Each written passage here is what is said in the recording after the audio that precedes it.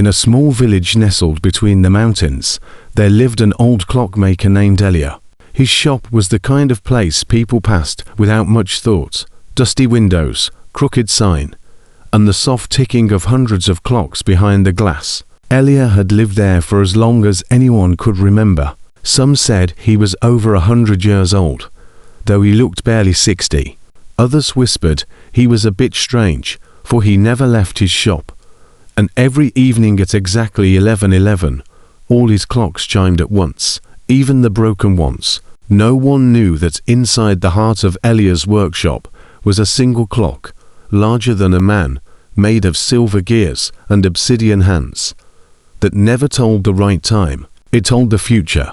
The clock was a gift, or perhaps a curse, from a traveler who'd once stumbled into Elia's shop decades ago. In exchange for repairing the man's timepiece, the traveler had left behind the strange machine, warning Elia only of one thing: the clock shows you what must happen, but if you try to stop it, time will take something in return. Elia had ignored the warning. Over the years, he used the clock to help the village. He stopped accidents, warned parents before their children fell ill, and guided lost souls to better lives. But one evening, the clock showed something Elia could not accept: a fire that would consume the entire village, and at its center, a child with a red ribbon in her hair.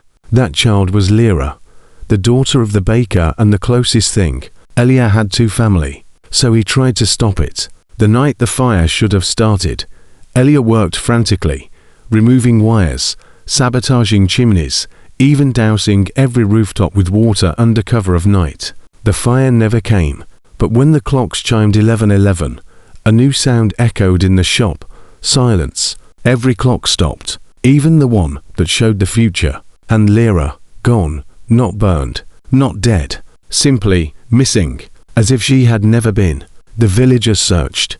They asked Elia questions, but he gave no answers. Instead, he disappeared into his shop and was never seen again. Years later, a traveler passing through the village bought an old timepiece from an antique shop.